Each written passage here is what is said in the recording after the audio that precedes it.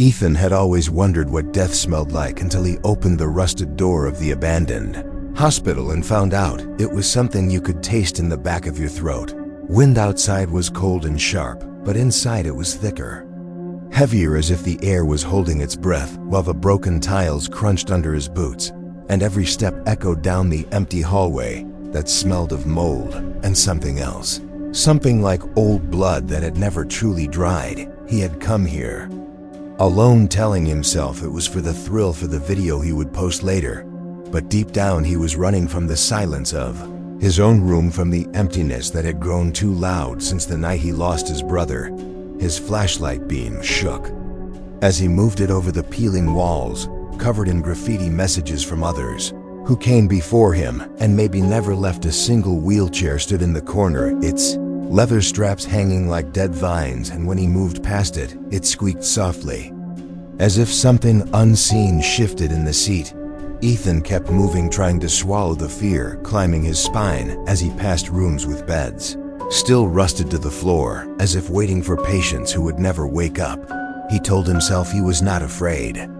that the cold sweat on his neck was just the weather, but he could feel it. The building was watching him, breathing with him, waiting for him to notice that he was not alone. Halfway down the hallway, he found a room with a single bed and a cracked window, the wind pushing the curtains just enough to make them move like hands reaching out, and on the floor was a single shoe small enough to belong to a child, old and dirty and covered in dust. But when he picked it up, it felt warm in his hand, as if someone had just left it there. He dropped it and stepped back, heart pounding so loud he was sure it would echo off the walls. But the building stayed silent, pressing in around him with a heavy darkness that even his flashlight could not push back. And in that darkness, he heard it, a soft breath, close enough to touch his ear, a whisper that was not a word, but a feeling, one that dug into the place where his grief lived. Ethan turned fast, but there was nothing there, only the empty hallway, stretching on forever. But the feeling did not leave, the heavy sense that he was being watched, that something was waiting for him to turn his back again. And he knew he should leave, that he should run and never look back. But his feet moved forward as if they did not belong to him. The hallway led to a stairwell, and the darkness there was thicker, deeper. And as he stepped onto the first stair, the whisper came again, closer this time, almost like a breath inside his head, and with it came a smell that made him gag. Something sharp and rotting, like old flowers left in water too long, mixed with the copper tang of blood, covered his mouth and moved down the stairs, each step creaking loud in the silence. And when he reached the bottom, he found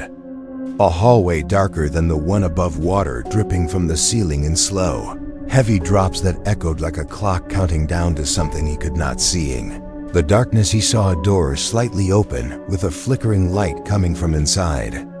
And he told himself this was it. This was the shot that would make the video worth it, that he would step in, record, and leave. But when he pushed the door open and stepped inside, he saw something that made his breath stop. A hospital bed stood in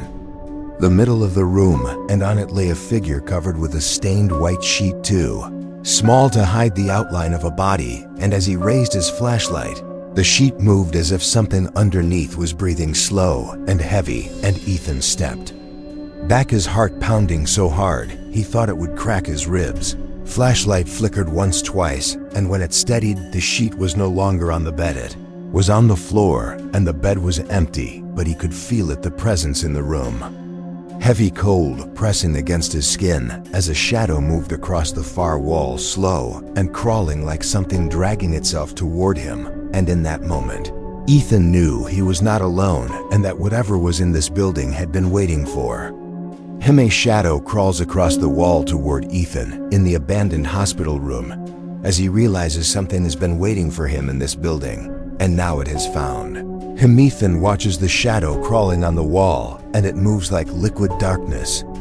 pulling itself across the cracked paint, and he wants to run, but his feet stay planted on the cold floor, and the flashlight in his hand begins to flicker again, casting the room in flashes of light and dark. And every time the light returns, the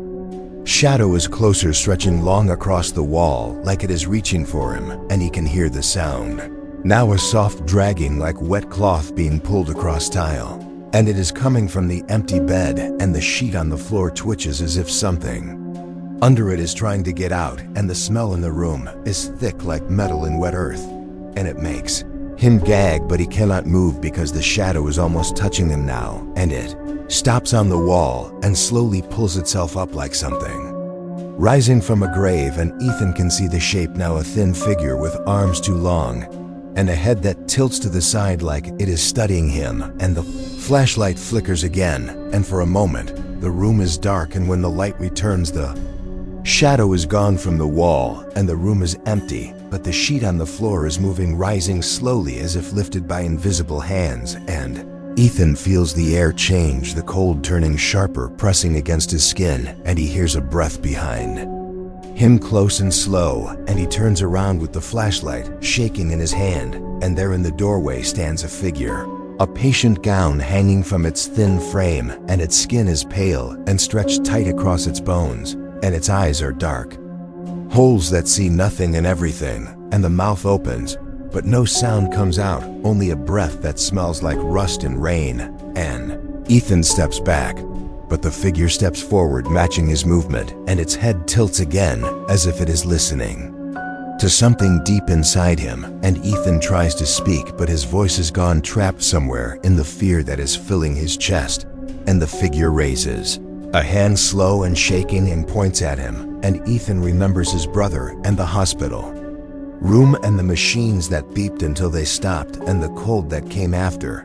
and he feels something break inside him as the figure takes another step, and the flashlight flickers again, and the figure is closer, now close enough that he can see the dark veins under its skin and the empty black of its eyes,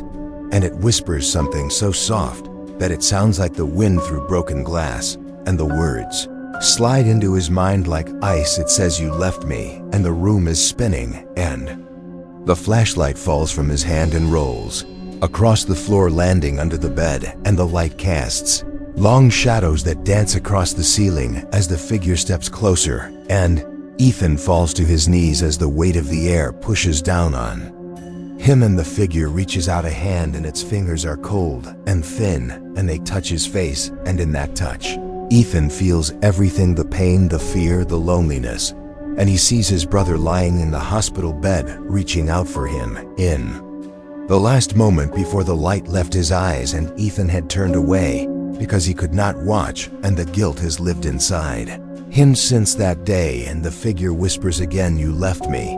and Ethan screams without sound as the darkness in the room grows thicker, and the figure's hand closes around his wrist, pulling him closer, and the shadows on the ceiling twist and crawl like black water, and Ethan feels himself being pulled into the cold and the dark, and the figure leans close, its empty eyes inches from his face, and he can see his own reflection in the black, and it is not him. It is a boy crying alone in a hospital room, and the figure's mouth opens, and the darkness pours out and wraps around Ethan, pulling him into the floor, and he feels the cold swallow him as the shadows close over his eyes, and the last thing he sees is the broken ceiling above him before it all goes black. Ethan is pulled into the dark, cold floor by the shadow figure in the abandoned hospital. As the darkness swallows him completely, Ethan opens his eyes and finds himself lying on a cold, wet floor, and the darkness around him is heavy like a thick blanket pressing down on his chest, and he can hear water dripping somewhere close, each drop echoing loud in the silence, and he tries to move, but his body feels heavy, like the darkness has weight pulling him down, and he pushes himself up and looks around, but there is nothing, only darkness stretching in every direction, and the smell of rust and damp earth fills his nose, making it hard to breathe, and he remembers the figure, the cold hand, the shadow swallowing him, and he feels a sharp fear crawl up his spine as he realizes he is not in the same room anymore. The floor under him is cracked concrete, wet with dark water that reflects a faint light from somewhere above, and he stands slowly, his legs shaking as he tries to see where he is, but the darkness hides everything, and he takes a step and the water ripples around his feet, and the sound is too loud in the silence, and he stops and listens, but there is nothing, no breath, no whisper, no dragging sound, just the sound of his own heart pounding in his ears, and he takes another step and then another, moving slowly through. The dark in his eyes start to adjust, and he sees shapes around him: broken beds, rusted chairs, old medical equipment covered in dark stains, and the smell grows stronger, making his stomach twist, and he feels something soft brush against his ankle. And he jumps back, but when he looks down, he sees a small stuffed bear floating in the water, its fur dark and wet and one button eye missing, and he feels a deep sadness cut through his fear as he remembers the bear his brother had carried into the hospital, the bear he had left on the bed the day he turned away. And Ethan picks up the bear and holds it close, and it is cold and wet, but it feels real, and he closes his eyes and takes a breath, and when he opens them, he sees a light far ahead, a small flickering light like a candle, and he starts to walk toward it, holding the bear close to his chest, each step splashing softly in the water, and the light grows brighter. And he sees it is coming from a doorway half open, with a warm glow spilling into the dark, and he reaches the door and pushes it open and steps inside. And the room is small, with peeling yellow paint and a single bed in the center, and on the bed sits a boy holding a candle, and the boy looks up, and Ethan feels his breath catch, because the boy has the same eyes as his brother, the same small hands, the same soft hair, and the boy smiles a sad small smile and says, "You came back," and Ethan feels tears in his eyes as he steps closer, and the boy holds out his hands, and Ethan gives him the bear, and the boy hugs it close, and the candlelight flickers, casting shadows on the walls, and the boy says, "I waited," and Ethan kneels in front of him and says, "I am sorry, I should not have left you," and the boy nods, and the room feels warmer, the heavy darkness lifting a little, and Ethan feels a warmth in his chest, like something broken is starting to heal. But then the candle flickers hard, and the shadows on the walls twist and crawl, and the warmth fades as the cold returns, sharp and biting. And the boy looks at Ethan with wide eyes and says, "They are coming." And Ethan turns and sees the shadows pulling away from the corners of the room, like dark figures rising from the walls, and the cold grows deeper, and the boy grips the bear tight and says, "Do not leave me." And Ethan takes his hand and stands up, pulling the boy close as the shadows crawl closer, and he feels the darkness pressing in, and the air grows heavy, and the last thing he sees before the light goes out is the dark figures reaching for them with long thin hands as the cold swallows the room. Ethan and the boy stand together in the abandoned room as dark figures with long hands reach for them from the shadows, and the cold swallows the last light. Ethan feels the cold pull at his skin, like sharp claws as the shadows reach for him, and the boy and the dark figures move with slow twisting steps as if they are dragging themselves from somewhere deeper and older, and Ethan holds the boy close, and the boy grips the bear against his chest, and the candle flickers once more before it dies, leaving them in heavy darkness that breathes around them. And Ethan can hear the soft scraping of the figures moving closer, the sound of water dripping from their hands as they reach out, and he steps back, pulling the boy with him. But the figures keep coming, rising taller as they move, and Ethan can see their shapes now, thin and long, with faces that shift in the darkness like smoke, and their eyes glow with a pale light that flickers like dying stars. And the boy buries his face against Ethan and whispers, "Do not let them take me." And Ethan feels a deep pain in his chest as he remembers the hospital bed, the last breath of his brother, the way he turned away because he was too afraid to watch the end, and he feels the guilt like a heavy stone pressing against his ribs. But he looks down at the boy and says, "I will not leave you again." And the figures stop moving for a moment, as if they are listening, and then they begin to circle around Ethan and the boy, their hands reaching out, but never touching, and the cold grows deeper, making it hard to breathe. And Ethan holds the boy tighter and says, "You are not alone." And the boy looks up at him with tears in his eyes and says, "I am scared." And Ethan kneels down and looks into his eyes and says, "I am scared too, but we will face it together." And the boy nods, and the figures stop moving, and the darkness feels alive, pressing closer and closer, and Ethan closes his eyes and takes a deep breath, and when he opens them, he sees one of the figures standing directly in front of him, its face shifting like water, its eyes deep and empty, and it raises a hand and points at Ethan, and in a voice that sounds like the wind through broken glass, it says, "Give him to us." And Ethan feels the fear rise in his throat, but he shakes his head and says no, and the figures begin to scream a sound that is not loud, but feels like it is inside, his bones shaking him from the inside, and the boy cries out, and the darkness around them begins to spin, pulling at their clothes, pulling at their skin, and the figures move closer, reaching with long thin hands that drip with black water, and Ethan feels the cold crawling into his bones, but he holds the boy tighter and says, "You will not take him," and the figures scream again, and the darkness tightens around them like a storm, and Ethan feels himself being pulled, but he plants his feet on the cold, wet floor and holds onto the boy and says, "I am sorry, I left you. I am sorry I was not there." And the boy looks at him with wide eyes, and the tears stop, and he whispers, "It is not your fault," and the figures freeze, and the darkness stops moving for a moment, and the boy says, "It was never your fault." And in that moment, the cold begins to fade just a little, and the figures begin to break apart like smoke in the wind, and the darkness pulls back, and the pale light in their eyes flickers and dies, and the room grows quiet, the heavy air lifting as the figures turn to dust and fall to the floor like ash, and the darkness fades, leaving the faint glow of light from the hallway. And Ethan looks around, breathing hard, and the boy is still in his arms holding the bear, and the room feels warm for the first time, and the boy smiles, a small soft smile, and says thank you, and Ethan feels the tears on his face as he holds the boy close and whispers, "You are safe now." But then the floor under them shakes, and a crack splits across the tiles, and from the crack, a dark mist begins to rise, and the boy looks at Ethan with fear in his eyes and says, "It is not over," and the mist rises faster, filling the room with a cold black fog as the light in the hallway fades away. A black mist rises from the cracked floor, filling the room with cold darkness as the boy tells Ethan, "It is not over." Ethan holds the boy close as the black mist rises around them, and the cold returns sharp and deep, pressing into his bones, and the boy grips the bear against his chest, his eyes wide, as the mist moves like a living thing, swirling around their feet and climbing